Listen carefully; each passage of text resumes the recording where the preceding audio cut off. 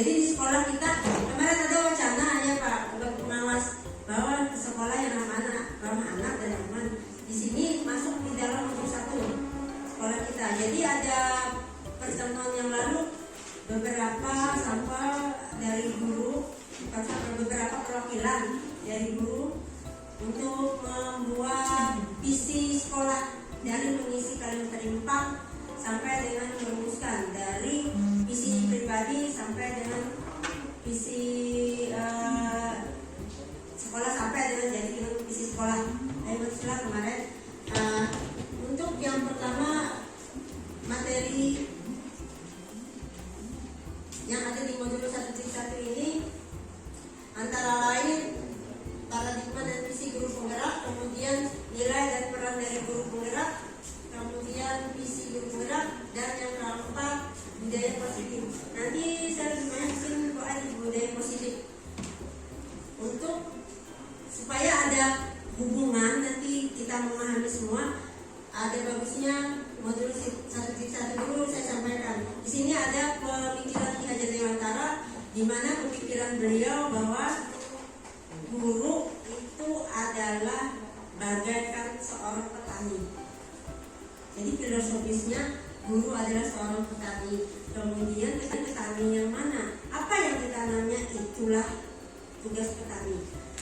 Ini hanya kiasan bahwa murid itu datang dengan asal usulnya masing-masing, dengan budayanya masing-masing, dengan kebiasaannya masing-masing. Selama ini kita berpikir bahwa kita siswa adalah kertas yang kosong yang bisa kita tulis, kita bentuk. Ternyata anak sejak lahir sudah ada ibarat kertas itu coretan tipis-tipis. Coretan itu ada yang tidak pada tempatnya. Kita mau melukis apa? Jadi coretan itu yang ditebalkan nanti, yang mana yang sesuai dengan budaya kita.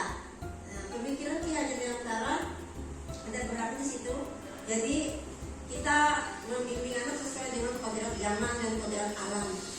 Zaman yang mana? Zaman kita. Dulu kita di zaman kita seperti itulah yang bagus. Di zaman sekarang dengan berbagai teknologi, artinya kita harus menyiapkan anak untuk bisa menjawab tantangan di kemudian hari nantinya.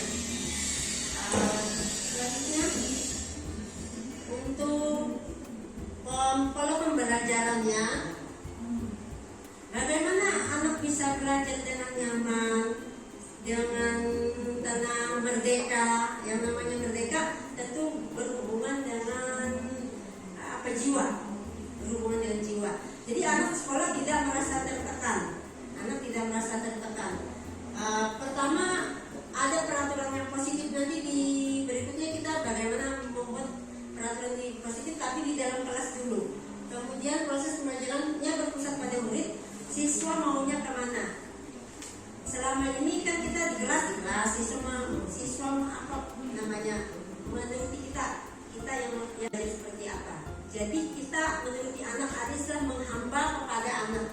Menghamba dalam artian kita melihat potensi anak, kemudian anak ini dia maunya apa. Nanti ke belakang mungkin yang berikutnya ada berdiferensiasi ya Bapak Pengas ya. Jadi tidak pukul rata di dalam kelas, tidak pukul rata, masing-masing sama keperluannya berbeda.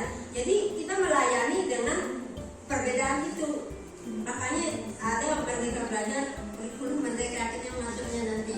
Kemudian potensi siswa seperti Bapak Prasetyo contohkan tadi, dengan anak kita ada kebutuhan khusus, ada 2 yang terdeteksi, slow learner dan autis.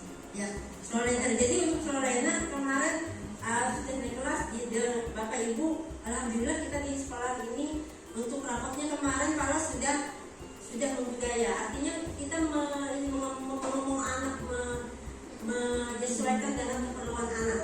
Dia seperti apa kemampuannya. Kemudian menuntun murid sesuai kodratnya. Kodrat anak terlahir seperti apa. Nanti ke belakang ada bagaimana kita prosesnya mengatasi anak-anak dengan permasalahan kita yang selama ini. Yang berikutnya untuk modul 1.2 kedua, oh ya, hal yang harus dilakukan dalam kelas. Pertama, untuk supaya tadi sesuai dengan filosofis Ki Utara tadi, kita masuk buat saja Bapak Ibu kesepakatan kelas. Bagaimana cara membuat kesepakatan kelas? Tanyakan kepada anak, dia maunya kelas seperti apa.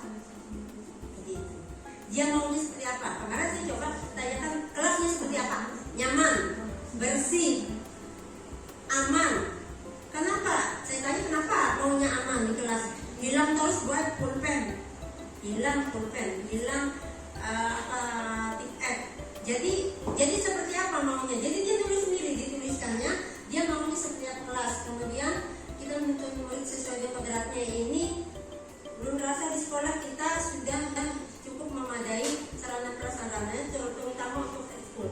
Dia maunya seperti apa? Anak ingin bermain. Untuk SMP itu dari SD masih bermain terutama kelas 7. Belum coba dengan bermain, ternyata masuk kemarin. Memang kita harus mendesainnya untuk bermain. Tidak ada, apalagi misalnya berolahraga kayak ibu ada, tidak ada rasanya yang tidak mau, walaupun panas. Apalagi kita kalau disisipkan dengan bermain, belum rasa di dalam kelas lagi nyaman, bisa nyaman. Dia mau seperti apa, bermain seperti apa. Kemudian profil disesuaikan nanti dengan profil pelajar Pancasila. Diteruskan dalam nilai dan peran. Saya rasa ini sedikit aja ya. Nilai dan peran guru penggerak ada di situ. Nantinya nilai ini akan diimbaskan ke kita semua. Kita semua Bapak Ibu guru diharapkan memiliki nilai seperti ini: berpihak pada murid, reflektif, mandiri, kolaboratif.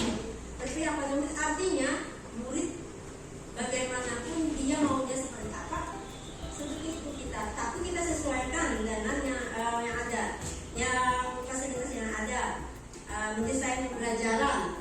Kemudian reflektif itu setiap pembelajaran. Saya dengar kemarin ada di 7 hari sudah melakukan refleksi. Hasilnya bagaimana di 7 hari kemarin? Maunya anak seperti apa, belajarnya maunya seperti apa.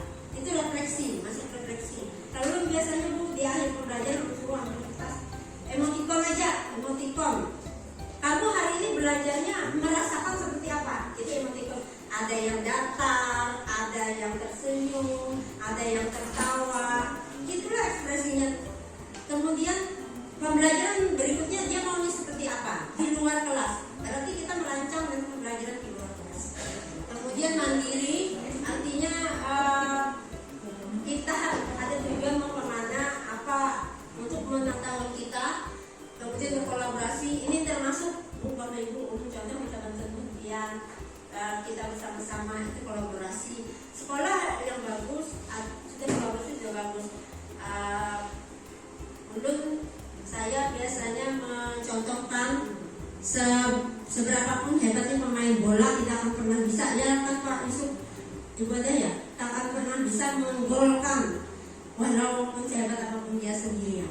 Jadi sama dengan kita, visi sekolah kita sudah bagus kemarin, tetapi ini semua perlu bergerak bersama-sama. Kita mudah-mudahan kita bisa, mudah-mudahan kita sehat.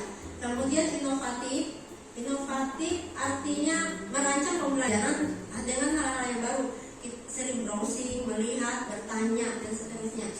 Biasanya di kelompok komunitas, kita di sekolah sudah ada komunitas belajar.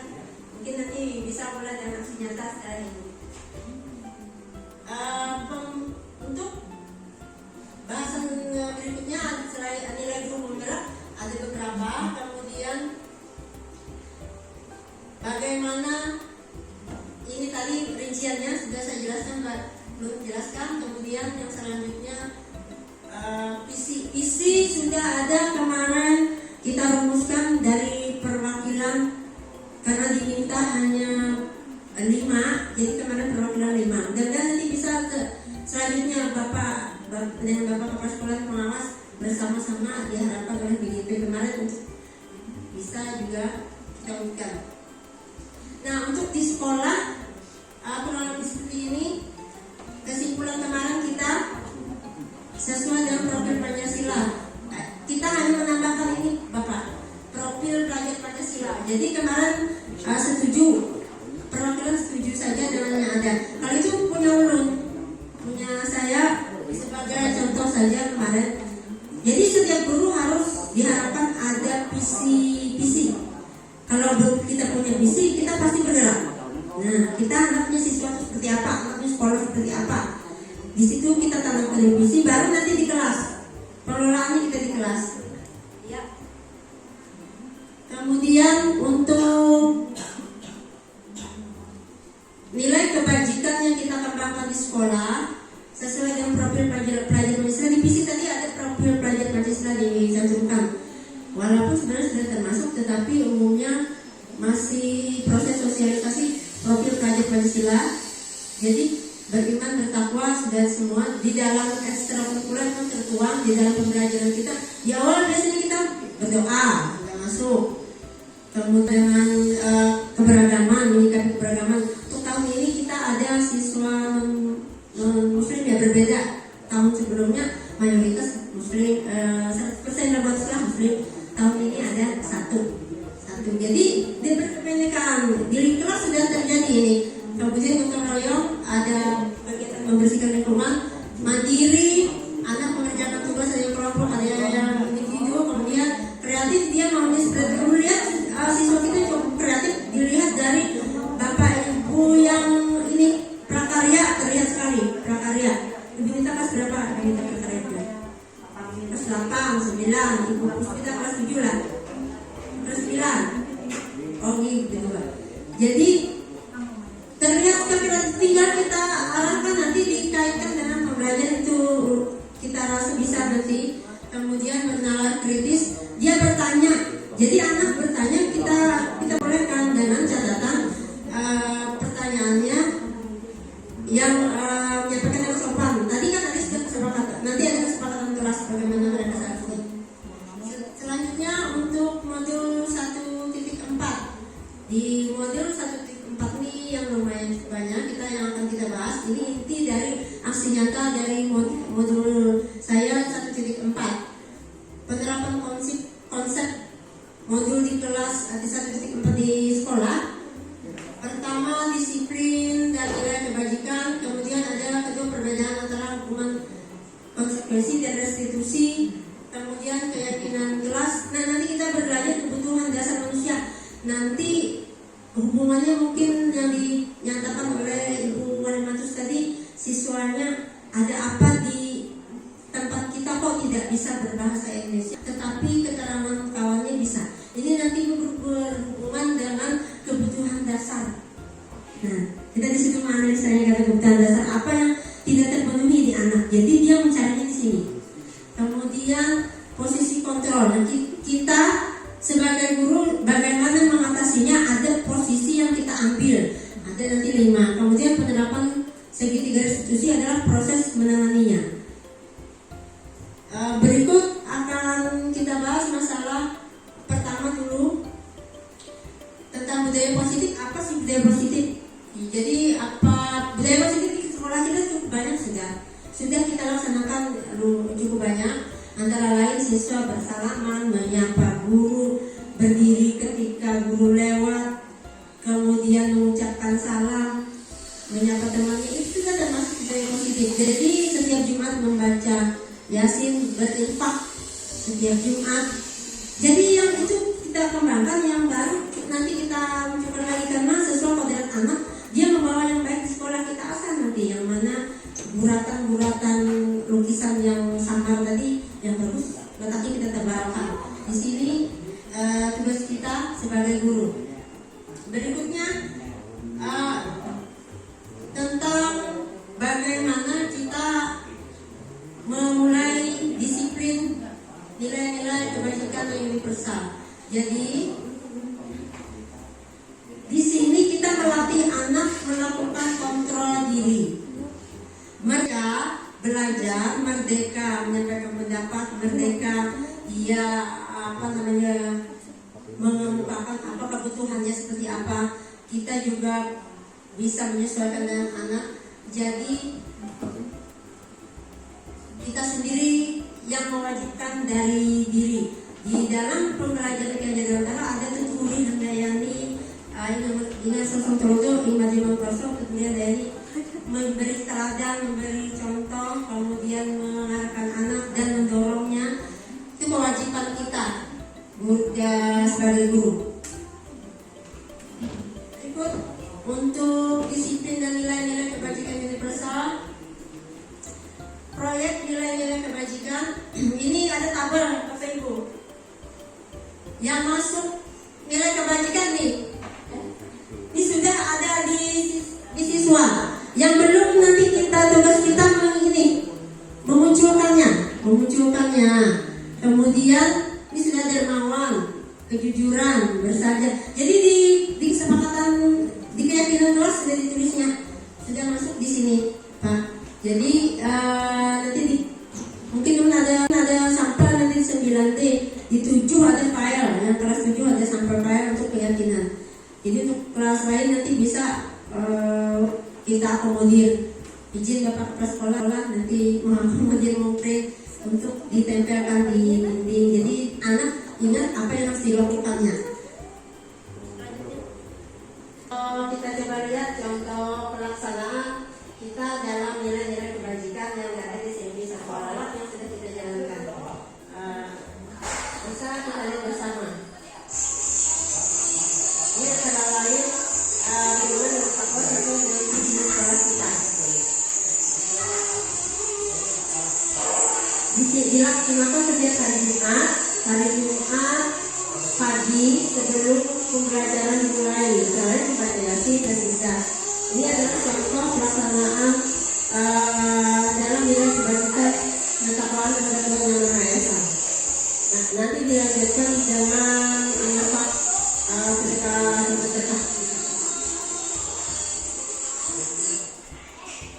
Dan ini contoh dari nilai kebajikan percaya diri. Bagaimana kita menguatkan nilai-nilai yang ada pada anak agar dia bisa percaya diri, bisa berani tampil ke depan tanpa takut salah. Nah, kemudian setelah ini ada nilai-nilai kebajikan dan berprestasi. Ini salah satu yang kita lakukan. Kemarin pramuka, kemudian lomba-lomba yang lain juga banyak. Ini saya ambil pramuka ketika pertanahan, salah satu kegiatan dari berprestasi. Selanjutnya ini nilai kebajikan yang lain itu hormat dan santun. Ketika masih di dalam kelas itu siswa dan guru saling selamat, kemudian nanti di akhir pembelajaran juga ketika bertemu mengucapkan salam, kemudian menghormat dengan cara berdiri jika ada guru yang lewat atau orang lain yang lebih tua.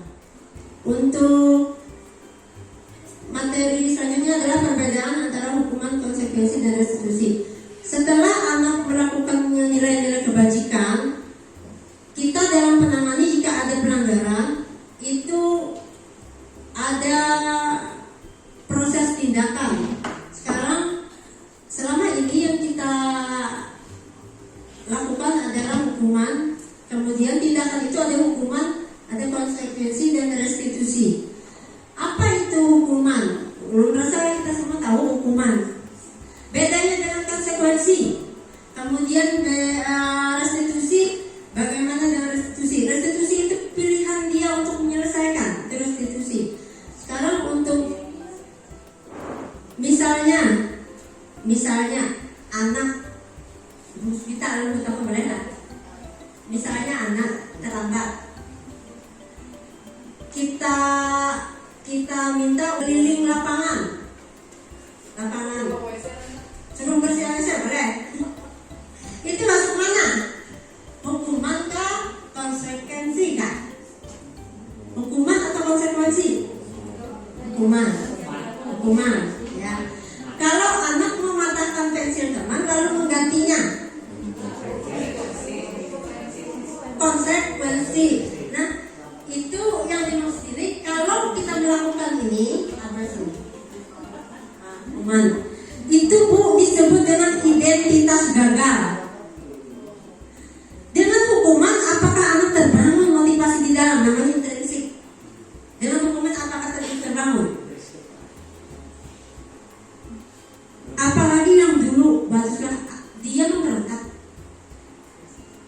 Jadi kita di sini diharapkan untuk bisa disiplinnya dengan dua ini. Jujur, ulun dulu dengan hukuman juga, dengan hukuman. Ternyata setelah dipikir, direnungi, diskusi dengan fasilitator dari betul juga. Berapa persen dia majunya? Sikapnya berubah berapa persen? Tidak banyak mencoba dengan konsekuensi. Ada perubahan dia yang di anak yang menentukan. Dia harus bertindak seperti apa dia anak. Jadi motivasi dari dalam diri intrinsik. Kalau dia tidak terlambat ke sekolah hanya karena takut untuk tidak dihukum, itu eksternal, bukan internalnya. Takut dihukum saja. Tapi asal-asalnya, contoh memasukkan baju ketika di sekolah, di dalam kelas, itu karena motivasinya adalah dari hukuman asal-asalnya dan identitas gagah. Kemudian restitusi ini ketika kita nanti menanyakan keyakinan yang ada di kelas, kesempatan kita tahu, atau kita tanyakan dia mau seperti apa nanti. Jadi motivasinya dari dalam diri dia sendiri yang membangun. Selama ini kita membantu dengan menentukan tindakannya, hukuman terutama. Untuk langkah selanjutnya, ini sambungan tadi aja Bapak Ibu, bisa kembali sambungannya. Oke, nanti Bu ada di pokok bahasan penjelasan, tapi bisa menjelaskan restitusi ini bagaimana kita mengembalikan anak tumbuh kembali ke kelompoknya. Contoh, tadi kan identitas gagal dia terlambat, kan tidak sekelompok dia dalam yang tertib. Maka restitusi ini yang akan mengembalikan anak ke kelompoknya menjadi identitas sukses. Dengan restitusi membantu siswa untuk ini kembali ke kelompoknya. Memberikan contoh atau kita lihat bersama bagaimana memberikan motivasi ekstrinsik kepada siswa kita, kepada murid kita. Intrinsik itu sudah ada dalam dirinya, jadi kita tinggal menambahkan, menguatkan dari ekstrinsik. Bisa kita lihat dalam video berikut. Ketika anak maju ke depan kelas, kita bisa memberikan penguatan, karena tidak semua anak langsung berdiri atau langsung menyampaikan dengan percaya diri, dan ini yang kita perlu bantu. Intrinsiknya kita perlu bantu dengan ekstrinsik.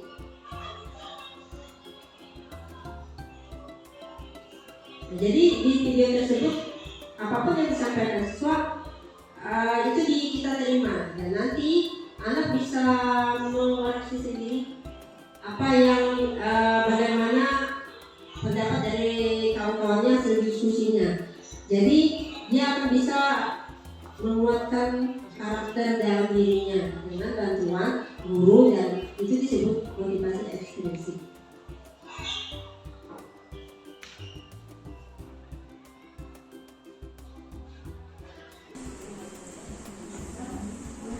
Keyakinan kelas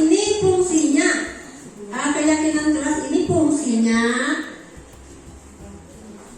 untuk anak agar dia mengetahui apa yang dia inginkan, apa yang dia butuhkan. Coba bisa kita lihat bersama-sama bedanya dengan peraturan sekolah. Nah, kalau keyakinan kelas lebih abstrak,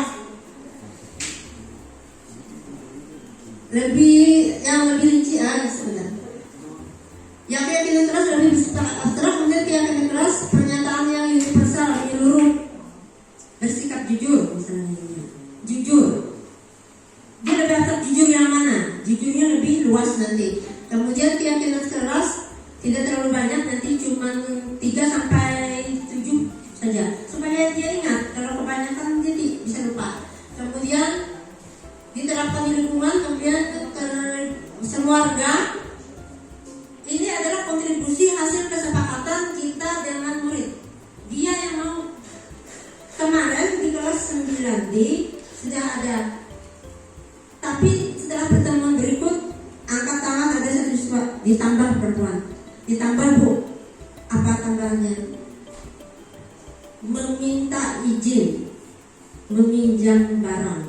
Ternyata ada yang tidak setuju, dua orang tidak setuju. Kenapa tidak setuju? Rupanya dia sering meminjam tanpa izin, tanpa izin minjam. Jadi karena alasannya mayoritas anak yang setuju karena pernah terjadi hilang barang, bukan hilang secara yang uang, bukan, tapi meminjam tanpa izin, kan dia mencari. Nah, terus ditinjau kembali, nanti disesuaikan kebutuhan. Kalau sudah terbiasa tanpa ini juga bisa Bu, nanti kita ubah, tambahin lagi yang belum. Artinya nilai kebajikan di anak terus meningkat di SMP kita. Insya Allah visi kita beriman dan bertakwa sampai. Sebab pembiasaan tidak bisa tanpa pembiasaan. Di rumah kan berbeda-beda Bu, bicara berbeda. Ada yang halus, ada yang ceplak, ada yang diam, ada yang ngomong. Jadi berbeda. Jadi makanya ada kesepakatan mereka mau seperti apa. Untuk berikut prosedur kita membuat keyakinan kelas. Yang pertama tadi dipersilakan kepada anak maunya seperti apa. Untuk mata pelajaran seperti dulu mungkin Ibu kita pelajaran bisa kesempatan kelas Bu. Nanti di dalam wali kelas bersama keyakinan kelas. Jadi di pelajaran Ibu kita maunya anak berapa? Tepat waktu datang. Nah, jadi tepat waktu. Biasanya aku pernah mengalami kasus di aksi nyata modul ini, terlambat masuk ke kelas karena antri di kantin. Terlambat. Jadi dia sendiri yang nanti direstitusi tadi dia menyebutkan solusinya dia. Akhirnya solusinya adalah menegur kawan yang menyerot, satu, membawa makanan dari luar sebelum masuk, membawa bekal, atau sebelum masuk dia sudah membeli duluan, seperti itu. Jadi solusinya anak yang menentukan, bukan kita. Insya Allah kalau dia begitu, dia merasa nyaman karena dia tidak tertekan mencarikan solusi sendiri. Ini yang disebut dan tadi di program pelajaran Pancasila bernalar kritis salah satunya. Dia mampu, jadi anak mampu nanti ke depan kita harapkan setelah selesai sekolah dia mampu menyelesaikan sendiri masalahnya tanpa bantuan orang lain. Nah, ada contoh keyakinan kelas. Ini bisa nanti diambil. Contohnya untuk dari sebelum pinjam sampelnya tadi yang bersikap baik dan jujur. Dari hasil ditulisnya ditempelkan kepada di papan tulis dia. Jadi disimpulkan nanti dicetak untuk dipajang di dalam kelas. Nanti tanda tangan kemarin sudah tanda tangan siswa, tanda dia sudah sepakat. Jadi dia tidak bisa melanggar, dia harus sepakat tanda tangan, beranak tanda tangan. Kemudian nanti yang ditempel di kelas setelah jadi poster nanti seperti ini, itu ketua kelas, wali kelas, sekretaris, bendahara, pengurus kelas, perwakilan. Untuk anggota ada perjanjian tersedia kemarin supaya mengerti tempat ini. Nah, jadi di bawah nanti ada kolom tanda tangan.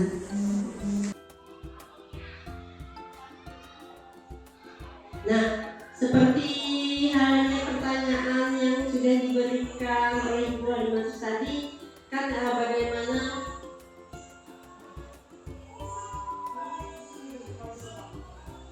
ini tadi kita sudah berbicara tentang keyakinan kelas dan ada contoh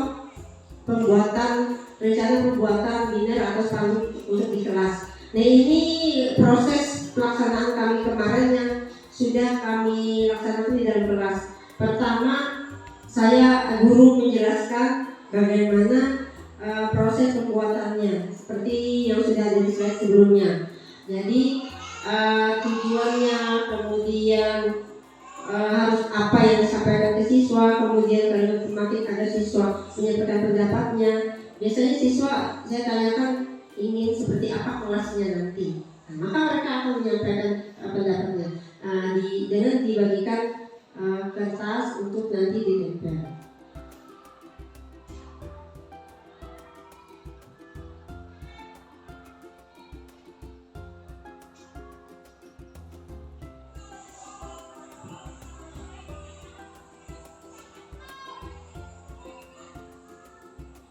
Dan setelah selesai mereka menulis, maka ini akan dikumpulkan. Jika ada yang sama, maka diambil salah satunya, diambil kesimpulan kertasnya. Nah, dari situ baru nanti kita akan ke biner atau ke dicetak, ditaruh di dinding, ditandatangani oleh ketua kelas, wakil ketua kelas, sekretaris bendahara, dan juga ketua wali kelas. Jadi kesepakatan yang lain, anggota yang lain maksudnya itu menandatangani di kertas nanti bahwa mereka sepakat dan melaksanakan apa yang sudah mereka buat bersama. Kemudian kebutuhan ini buat tadi mungkin kenapa anak seperti itu, kenapa anak nakal, bahasa Banjarnya macam nari ini. Kebutuhan dasar ini yang sudah dipenuhi sudah sandang pangan papan tuh kebutuhan untuk bertahan hidup. Setiap kita ada anak kita kebutuhan ini. Kemarin ada itu Bu angket kami misi mencoba menganalisa sendiri kebutuhan dasar. Ternyata saya kebutuhan dasarnya kasih sayang, bagus. Saya. Jadi teman-teman juga ada yang kasih sayang. Jadi ada angketnya. Jadi mengetahui kebutuhan kita di mana. Bagaimana cara pemenuhannya? Jadi caranya kemudian pertama ada kebutuhan penguasaan. Biasanya anak mungkin lebih anak ada yang anak mendominasi, yang mau mendominasi. Di lapangan biasa ada yang mau mendominasi. Ada. Ini kebutuhannya mungkin dia ini penguasaan gitu. Iya, jadi bagaimana kita memenuhi itu? Bisa dengan dia aja mimpin. Biasanya ulun kalau anak seperti itu, saya taruh dia atau kelompok, ya, atau kelompok. Jadi dipenuhi saja, tidak akan terjadi apa-apa kalau kita memenuhinya. Kemudian kasih sayang dan rasa diterima semua, tapi ada yang perlu. Belum rasain waktu yang kemarin itu mungkin ke arah situ karena track record anak itu sendirian perempuan, kemudian musuh, kemudian agak protektif orang tuanya karena sering nakal, agak protektif. Jadi kebetulan ini kita beri saja. Jadi setelah tahu pak kasusnya bahwa susah berbahasa, diajak dengan temannya, kemudian dipanggil di depan. Coba kemarin buat terus panggil di depan, ini mengerti bahasa Inggrisnya, coba ajarin ibu, diajarin ngomongi, karena kebutuhannya belum rasa ini kasih sayang dan diterima. Kemudian kebutuhan kebebasan. Biasanya anak yang ingin, contoh ada pembelajaran bosan di kelas, bosan itu aja, bosan itu. Dia ingin yang baru, dia ingin menentukan. Silakan saja menentukan. Tugas kita adalah memodifikasi pembelajaran SOP. Kita makanya adalah dibebaskan kita mengelolanya. Bagaimana prosesnya, memodifikasinya. Kemudian kesenangan. Ada siswa kalau melihat temannya menangis, senang. Ibu, apa tujuannya? Apa? Kenapa? Apa yang senang melihat dia tuh nangis? Kenapa jadi senang menangis? Senang aja. Jadi ada kebutuhan anak yang dia melakukan sesuatu karena dia senang. Biasanya dengan pembelajaran, kalau kita menggunakan pembelajaran lebih inovatif, ini lebih terarah, ya, yang mengambil sebagainya. Ada yang dua, kesenangan dan penguasaan. Berikutnya, nih ini bagaimana kita mengatasinya di sini. Kita mengetahui ada 5 posisi kontrol. Nah, kita biasanya mana fokus? Gimana? Mungkin terus terang dulu adalah di atas. Sama nih. Mantap. Kalau pemantau itu, nah mantau. Ada catatan Pak. Tanggal sekian, jam sekian. Nah silakan kita lihat satu-satu. Nanti ada efeknya. Itu sudah ada penelitian tentang itu bagaimana kita seharusnya. Ada juga tapi memang jangan. Penghukum itu bisa fisik, bisa non fisik, bisa kata-kata, bisa kata-kata, bisa fisik. Walaupun tadi fisik, kata-kata masuk, membuat anak merasa direndahkan di depan kawannya. Anak jadi minder. Ini nanti ada efeknya. Nah, patuhi aturan saja atau awas. Bila ada kata awas, berarti hukum. Bila ada kata awas, maka sering benar itu pribadi. Nah, berikutnya posisi penghukum apa kedua? Posisi pembuat merasa bersalah. Anak merasa bersalah, maka Bu, ini akan membuat mentalnya down. Nah, posisi yang ini, cirinya biasa ini. Pernah saya lakukan, tapi lebih sering ke penghukum. Kalau lu pribadi pernah, bagaimana dengan perasaan orang tuamu nanti? Sama, tertunduk semua anak. Seolah-olah kita mengharapkan itu menjadi baik bagi dia, tetapi ternyata motivasi intrinsiknya nggak muncul.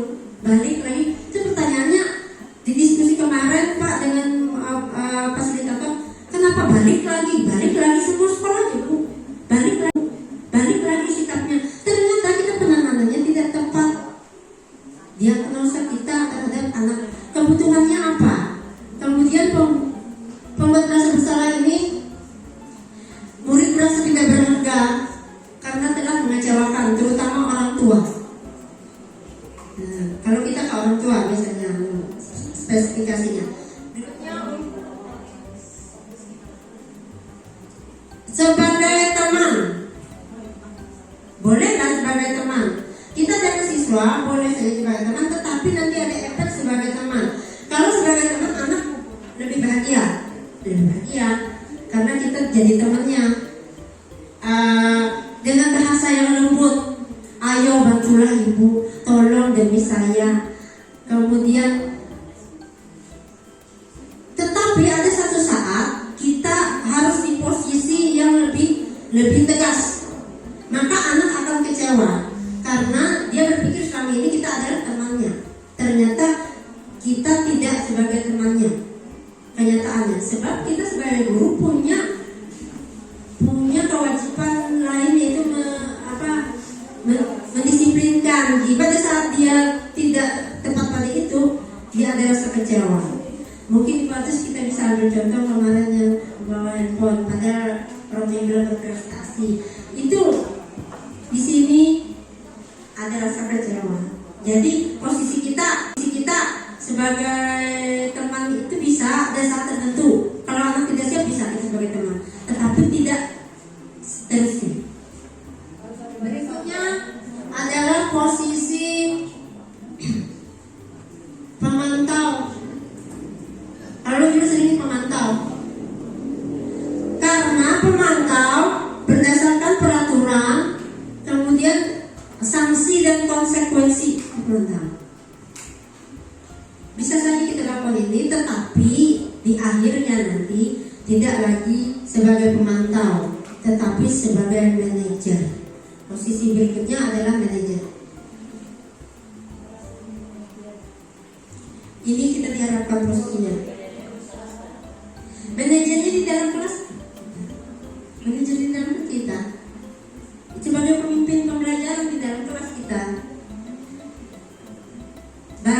kita. Kalau sudah di dalam kelas, di diri pribadi, baru nanti ke ini, ke luar. Kemarin mungkin agak kembali Pak dan ke pembelajaran modul sebelumnya tentang Gajah Mada mau ditanyakan. Gajah Mada itu pelajaran Pak Batu. Gajah Mada itu menyampaikan. Nah, baik. Pertanyaan kemarin yang cukup menohok bagi ulun. Kan kami guru, bukan kepala sekolah. Bagaimana bisa berbikin perubahan itu? Sekarang ditanyakan oleh Presiden tahu Gajah Mada? Tahu. Apakah dia raja? Bukan. Kenapa dia bisa visi dia menguasai seluruh Nusantara sampai ke Malaysia? Gajah Mada bukan raja, tapi biasa. Jadi disitulah yang memotivasi kita guru. Kenapa tidak bisa? Di dalam kelas kita dulu. Terus tentu berkolaborasi dengan kepala sekolah, wakil kepala sekolah dan pengawas. Pasti bisa. Apalagi kita bapak bersekolah, pengawas mendukung penuh, dinas pendidikan pun mendukung penuh memfasilitasi. Jadi tidak ada yang tidak bisa, tidak ada yang tidak mungkin. Gajah Mada itu tidak gampang, Nusantara luas sekali. Kita hanya kelas sekolah. Mau seperti apa kita? Visi kita visi sekolah tadi. Untuk berikutnya, bagaimana hasilnya? Tadi belum ada hasilnya dari posisi-posisi itu. Menurut ini diambil dari William Fraser. Berkesimpulan ada 5 posisi. Kontrol kenapa tadi? Posisi kontrol sebagai penghukum, si pembuat merasa bersalah sebagai teman, kemudian sebagai pemantau dan sebagai manajer. Efeknya bila kita melakukan posisi sebagai penghukum, kemungkinan murid marah dan mendendam, bersifat agresif. Pernah mengalami zaman tahun sebelum COVID itu ada bulan.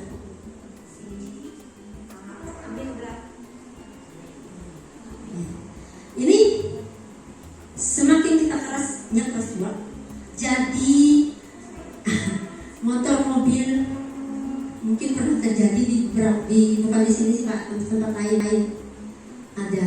Terus untuk posisi yang kedua, posisi si pembuat merasa bersalah, ini akan membuat murid justru lebih berbahaya daripada penghukum. Karena dengan merasa bersalah, emosinya tersimpan terkungkung. Dia merasa down, tak tersampaikan, disampaikan guru kecewa, orang tua kecewa, didiamkannya. Ini berbahaya sekali. Jadi dia harus menyampaikan apa yang diinginkan. Kalau tidak, efek ke depannya lagi. Emosinya akan tertahan lebih dahsyat daripada penghukum. Kalau penghukum sudah selesai, paling balik lagi sikapnya. Kalau ini tidak balik sikapnya, tetapi bahasa-bahasa itu membubuk di dalam mengundang. Yang berikutnya, posisi sebagai teman. Efek sampingnya kalau kita menganggap murid merasa kita sebagai teman, dia akan bersikap baik jika guru kita, ya, guru kita aja yang nyuruh. Ada murid yang tidak, misalnya Ibu Atus memerintahkan ini, mengajarkan mau. Dia mau guru si A saja, guru si B. Ini kemungkinan efek dari posisi teman, merasa nyaman dengan satu. Nah, jadi ini kurang bagus juga untuk anak. Bagaimana dia nanti bersosialisasi, memunculkan masalah, menyelesaikan masalahnya. Untuk posisi pemantau, efeknya ini misalnya terlambat 15 menit, terlalu 15 menitnya harus didiam di kelas menambah tugas tadi. Nah, bisa dilaksanakan pemantau ini, tetapi guru harus mengawasi. Pemantau. Jadi guru ini bisa dilakukan, pemantau dan manajer bisa saling berganti, tetapi lebih idealnya dianjurkan adalah manajer. Tetapi untuk tertentu, misalnya anak belum siap untuk kita sebagai manajer, dia belum bisa terbuka. Bisa sebagai teman kita ambil posisi kita sebagai teman. Tapi untuk itu kami untuk penyelesaian itu saja, dan kemudian untuk pemantau bisa kita pakai juga. Nah, berikutnya adalah manajer. Posisi manajer itu apabila guru mengambil posisi pemantau, ini konsekuensinya bisa kita lihat, bisa kita berganti nanti jadi posisi manajer. Bagaimana mengembalikan tanggung jawab anak, tanggung jawab. Selama ini kita selalu minta anak tanggung jawab, misalnya buka cek seperti itu, tetapi kita tidak menggunakan prosedur yang sebagaimana harusnya. Pernah, kita pasti pernah. Dulu orang juga pernah. Ini harus tanggung jawab, tapi kita yang menentukan, bukan anak. Selama ini kan Bu kayak bagaimana Bu? Ini sudah terjadi bagaimana? Kita yang menentukan. Sekarang di sini di posisi manajer ini anak sendiri kita mengarahkan supaya dia mencari solusi, tanggung jawab sendiri. Oke, untuk ini dulu Bu Novi, kita mungkin ice breaking dulu sekadar ini. Ada lagi materi yang terakhir nanti. Bisa diperbesar lah Bu.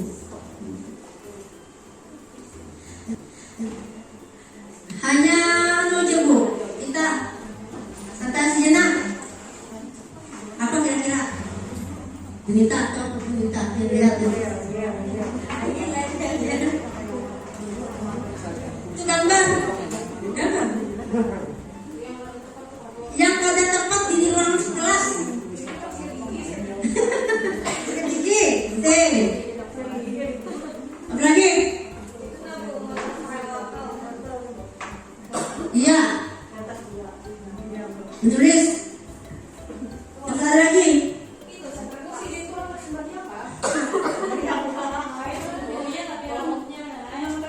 Yang mana? Bisa lagi? Bisa. 1,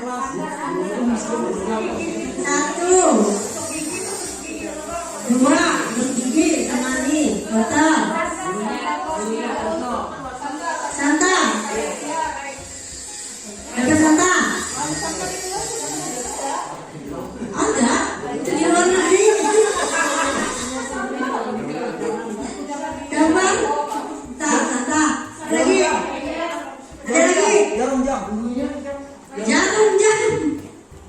Bu, jarum. Jarum. Ada lagi kan? Susunan gambar. Gurunya pakai cakri. Yang tidak sesuai di lingkungan sekolah di kelas. Kita gigi nyata apa? Wortel. Ada lagi jam. Santa Claus. Ada lagi Bu, sebutin pada belakang. Apa? Oh, itu yang terbalik. Ada ular. Kan kita buka sudah harusnya. Ada ular 1, 2, 3, 4.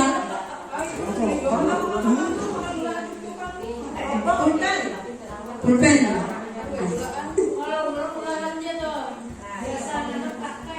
Yang berikut Pak, mengambil doang coba. Biasanya, nah ini bisa contoh Bu, SBD kalau anak boring, sudah boring di jam terakhir, ganti kan nih, pasti mencari matanya. Atau senang, Ibu Mila bisa senang gerakan barang. Ya, terima kasih Bapak Ibu guru hebat, sudah kita melakukan perubahan dengan visi, dengan bagaimana penanganan terhadap siswa. Segitiga restitusi ini bagaimana kita menangani siswa seharusnya. Segitiga restitusi. Jangan bosan.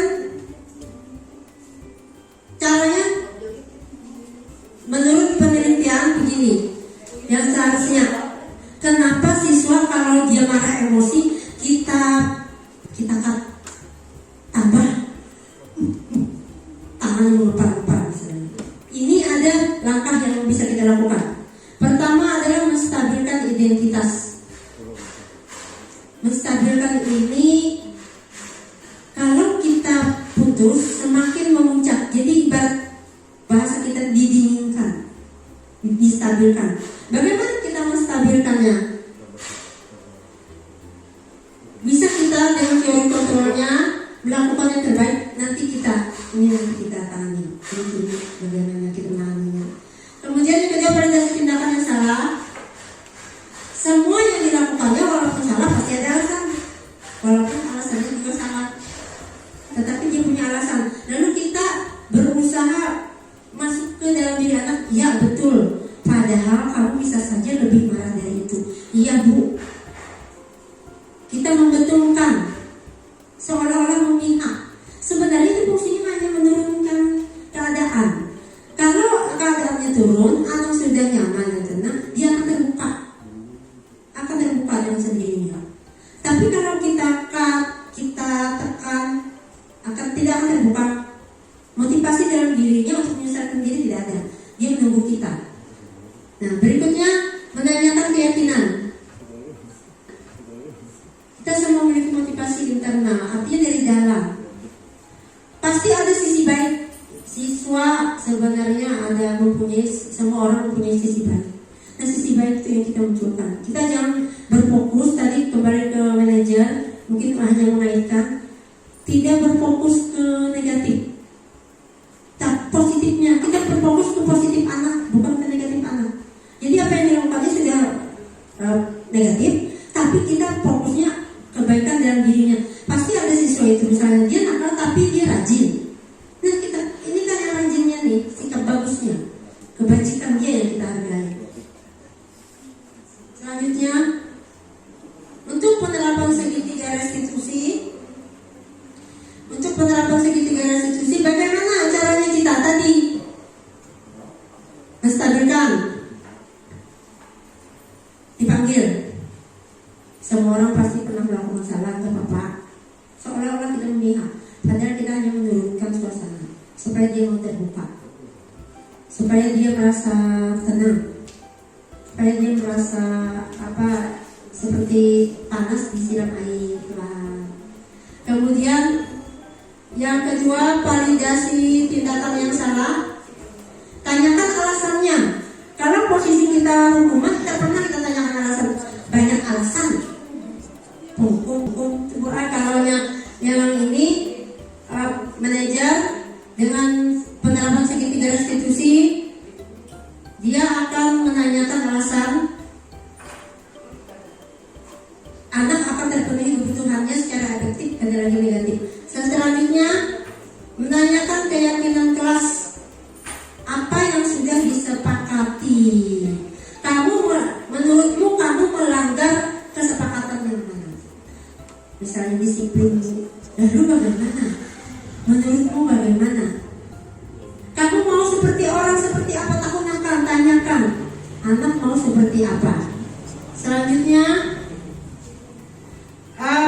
dari semua ini penerapan segitiga restitusi sudah tadi menstabilkan, stabilkan.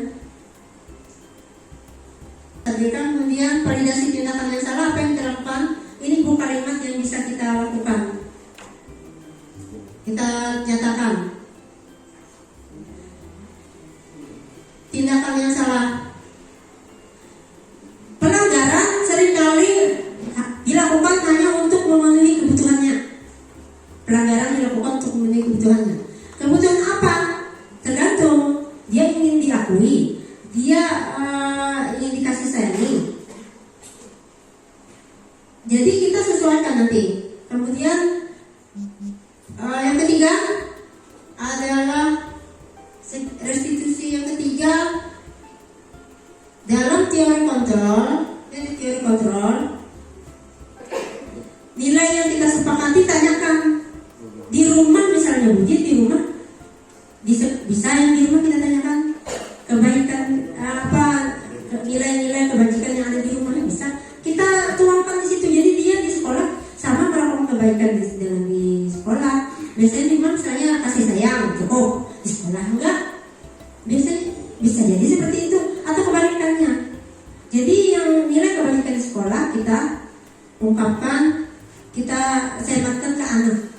Contohnya ini dari kasus Naila yang bertengkar dengan temannya. Pertama, menstabilkan identitas. Seperti kita menanyakan dengan pelan, kemudian apa sebabnya, dengan dia menyatakan alasannya. Setelah menstabilkan identitas, nanti akan ada validasi tindakan.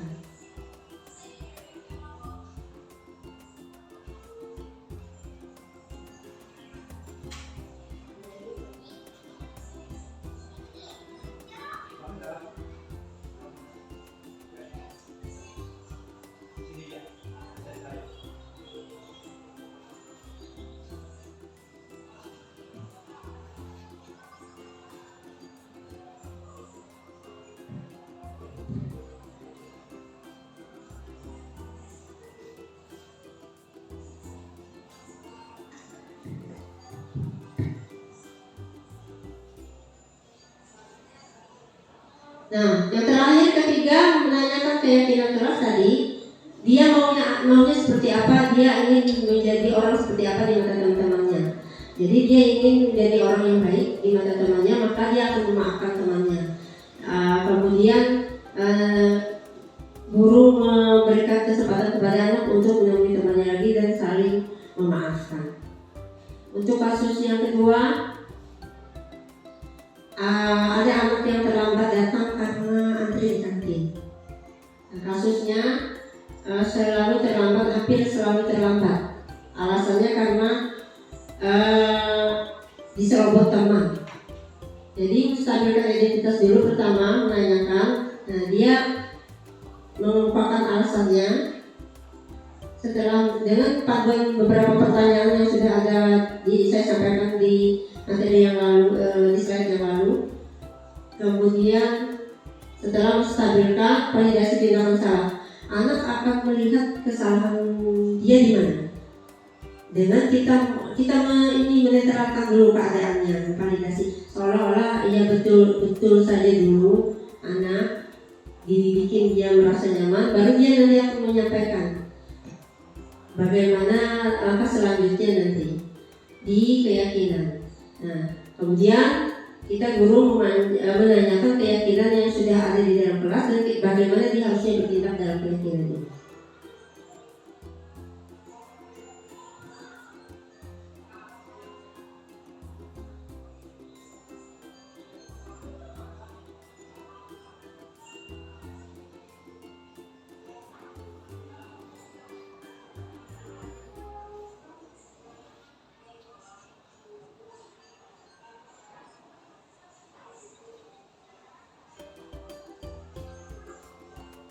Nah, kemudian ada di sini testimoni atau tanggapan siswa setelah dia merasa setelah kita berikan penanganan dalam segitiga restitusi, bagaimana dia merasa nyaman dengan mendapat rasa plong karena menyelesaikan masalah sendiri tanpa ada tekanan atau paksaan.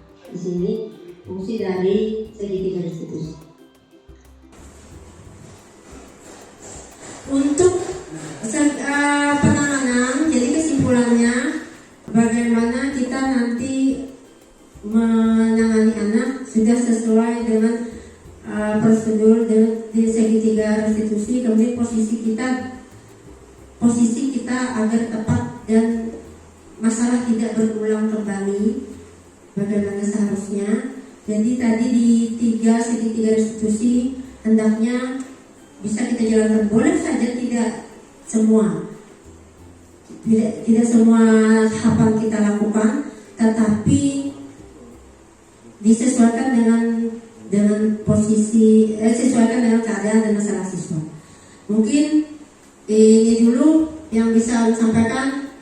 Silakan untuk Bapak Ibu, untuk ada yang ditanyakan, kita sesi sharing saja selanjutnya.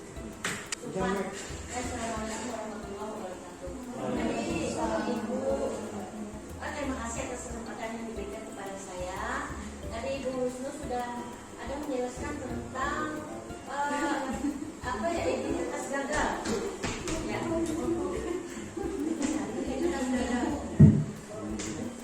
ya tentang identitas gagal dan identitas sukses. Nah, hari ini ada kejadian Bu Ulun mengajar di kelas 9D dan 9B. Nah, bengkel merasa tidak dihargai sama anak. Nah, itu dibagi aja kelompoknya, tadi sudah saya bagi kelompok. Nah, nanti bagaimana tindakan saya kalau yang kelompok ini yang belum dibagi masuk dalam kelompok itu, karena pada jam pelajaran selanjutnya ada jam saya di kelas itu. Nah, itu bagaimana tindakan saya terhadap siswa itu supaya tidak ada merasa dihukum atau merasa dipantau atau apa. Ya, itu saja Bu. Thank you. Terima kasih Bapak Kepala Sekolah, terima kasih Bu Atus, terima kasih Bapak Ibu guru semua. Alhamdulillah berkat support pian seberataan, mudah-mudahan sekolah kita nanti bisa lebih baik lagi. Untuk dan ditanyakan tadi Ibu Atus tadi bagaimana apa dengan segitiga restitusinya Bu Atus lah, bagaimana supaya Ibu Atus nyaman, rekan-rekan nyaman. Dan Ibu Atus sudah mulai mencoba dengan posisi kontrol manager di sini. Nah, mencoba untuk itu. Jadi yang pertama bisa dengan stabilkan identitas dulu. Artinya walaupun seperti apapun kita mencoba untuk supaya anak merasa nyaman dan dia nanti membuka sendiri sebabnya. Kalau dia nyaman dia bercerita sebabnya, sebab kenapa terjadi seperti itu tindakannya nanti. Kita cara menstabilkannya kata papa, ayo kata papa sudah. Misalnya walaupun ini kadang bagi kita seperti kita hanya tidak terbiasa saja, hanya terbiasa. Pertama kita mencoba tuh rasa seperti apa? Rasa aneh, rasa capek deh kamu. Jadi tapi kita harus lakukan. Tidak mencari siapa salah, siapa yang benar. Tidak mencari siapa yang salah. Ibu kadang mencari siapa yang salah. Tetapi semua orang pasti punya alasan. Nah, kenapa? Itu sudah terjadi apa alasan? Setelah menstabilkan, sudah nyaman. Yang kedua, validasi tindakan yang salah tadi. Sebenarnya ada yang lebih buruk dari kamu, ada yang lebih buruk dari kalian. Bahkan sama sekali tidak meminta izin.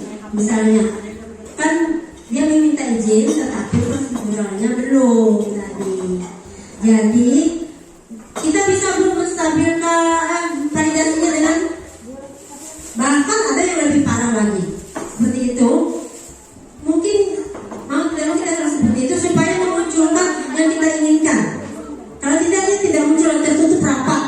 Sebab kayaknya waktu ini ada apa tadi posisi teman di guru, kontrol teman. Jadi dia hanya menurut dengan guru si A, guru si B. Posisi kontrolnya teman ini kemungkinan besar. Jadi kita mau supaya keluar dari posisi kontrol itu, kita stabilkan dan validasi. Setelah validasi, baru yang ketiga menanyakan keyakinan kelas. Untuk kelas 9 bagus ada keyakinan kelas sudah.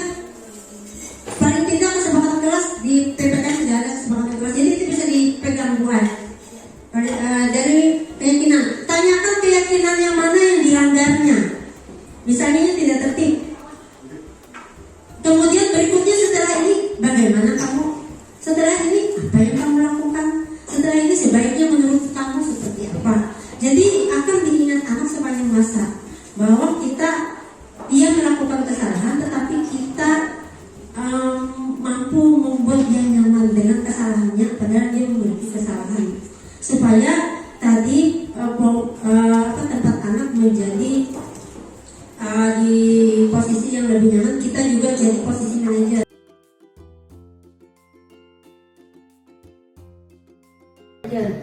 Yang diharapkan dalam teori ini adalah posisi manajer untuk guru. Mungkin itu buat kita mencoba untuk belajar juga berbicara untuk memvalidasi itu. Nah, kadang-kadang signifikan. Nah, seperti itu kita mau tidak mau kalau prosedur seperti itu kita harus lakukan itu karena hubungannya nanti dengan hubungan sekolah yang nyaman aman.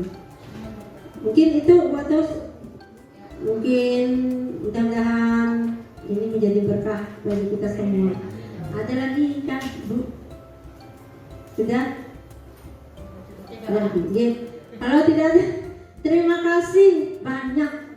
Semoga kita menjadi sekolah yang lebih baik lagi, sekolah kita menjadi lebih maju lagi. Semoga kita sehat semua yang berhadir di sini. Alhamdulillah. Terima kasih banyak. Oke, terima kasih Bapak Kepala Sekolah, terima kasih pengawas sudah datang. Alhamdulillahirobbilalamin. Assalamualaikum warahmatullahi wabarakatuh.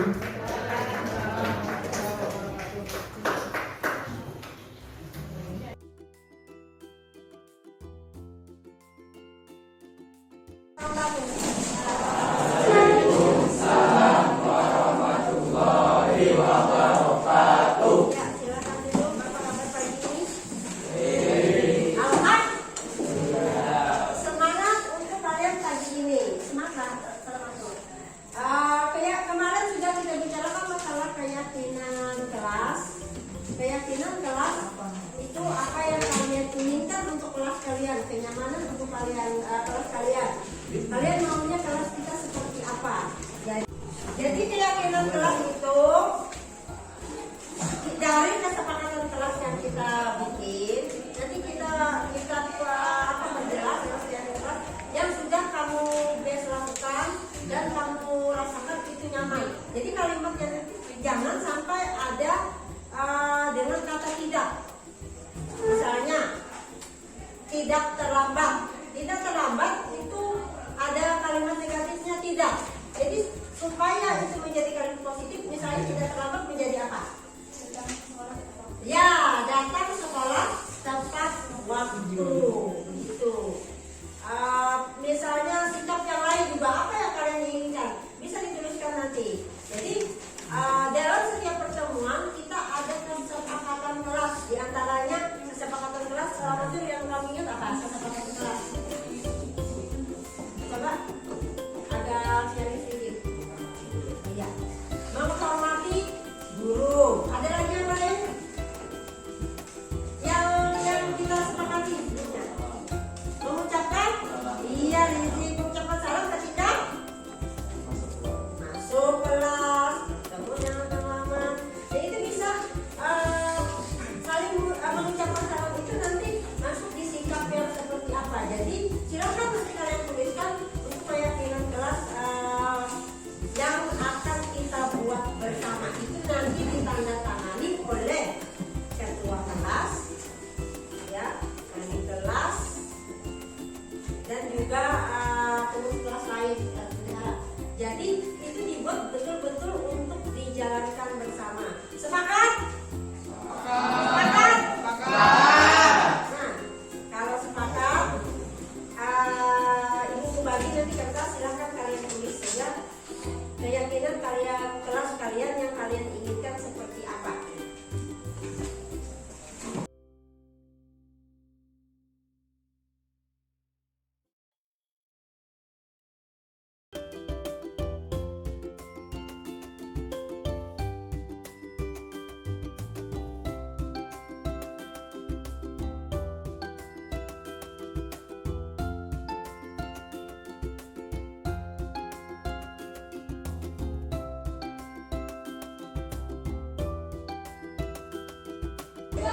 Apa yang kalian tuliskan saja, nanti kita simpulkan bersama-sama, ya. Ya. Kalau yang sudah boleh tempelkan di papan tulis. Ya, silakan, tempelkan. Dulu ya.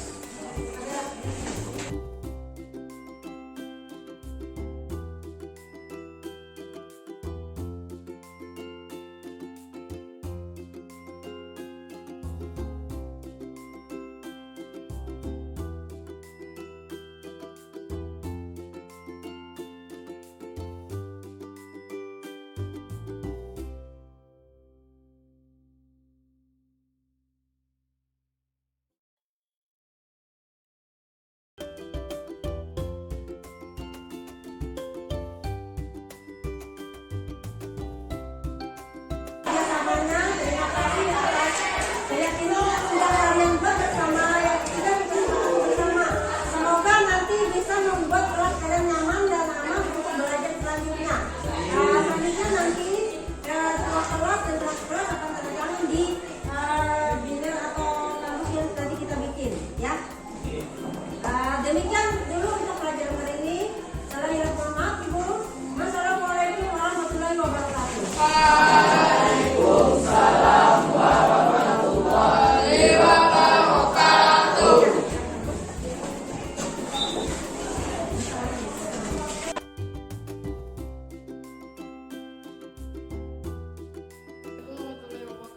Perkenalkan, nama saya Riyadi dari kelas 9D. Assalamualaikum warahmatullahi wabarakatuh. Nama saya Muhammad Yusuf dari kelas 9D. Assalamualaikum warahmatullahi wabarakatuh. Perkenalkan, nama saya Muhammad Salman Rizky dari kelas 9D.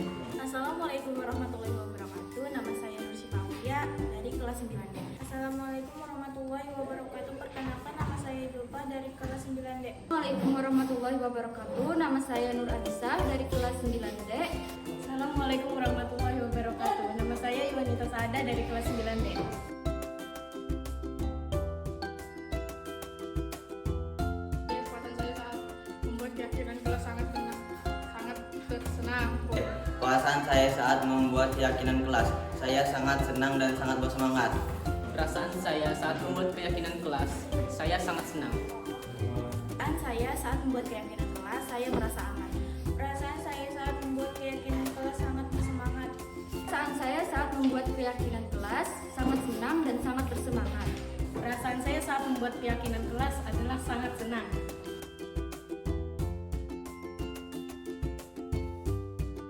Pembuatan keyakinan kelas penting dilakukan karena ya sangat penting agar kelas menjadi tertib. Pembuatan keyakinan kelas penting dilakukan karena agar kami saling menghormati dan saling menghargai. Pembuatan keyakinan kelas penting dilakukan agar kami saling menghormati. Pembuatan keyakinan kelas penting dilakukan karena agar saling menghormati. Pembuatan keyakinan kelas penting dilakukan karena dilakukan agar kami menjadi lebih nyaman. Pembuatan keyakinan kelas penting dilakukan karena untuk kenyamanan kelas dan agar kami saling menghormati satu sama lain.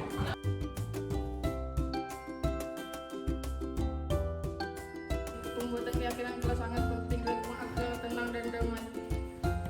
Pembuatan keyakinan kelas sangat penting dilakukan agar kelas kami terasa aman dan tenang. Pembuatan keyakinan kelas sangat penting dilakukan agar kelas lebih nyaman dan lebih aman. Pembuatan keyakinan kelas sangat penting dilakukan agar kelas kami menjadi aman. Pembuatan keyakinan kelas sangat penting dilakukan agar kelas kami tertib. Pembuatan keyakinan kelas sangat penting dilakukan agar terciptanya kerukunan dan saling menghormati juga menghargai. Pembuatan keyakinan kelas sangat penting dilakukan agar supaya kelas kami terasa lebih nyaman.